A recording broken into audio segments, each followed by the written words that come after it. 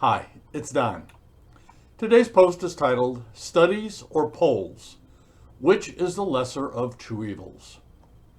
As I wax poetically every chance I get about what I consider the insignificance of studies, we are entering a realm where an equally demonstrative evil lurks: polls.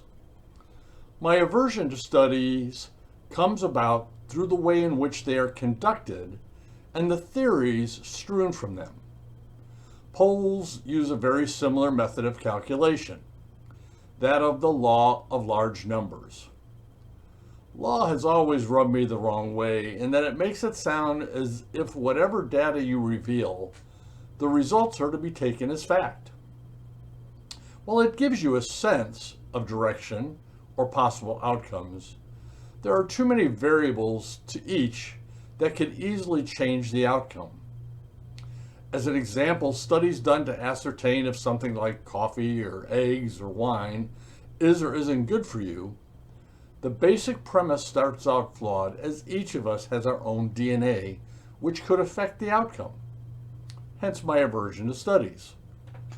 Polls have similar flaws. Ask someone how the economy is doing, and it begs further questions such as, what's a person's definition of the economy? One person may see it as if they are making enough money or too little.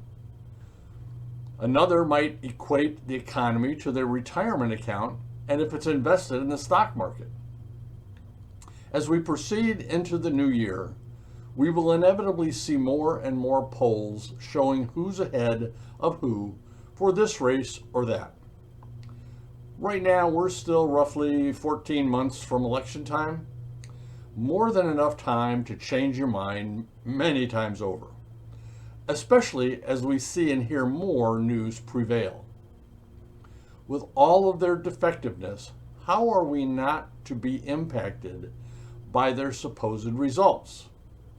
Just as someone telling us we shouldn't drink wine will somehow change our minds, that's never going to happen with me.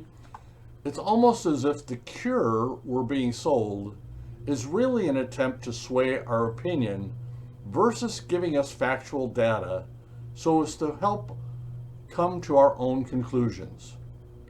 This has been what I stand upon my soapbox and shout whenever I can.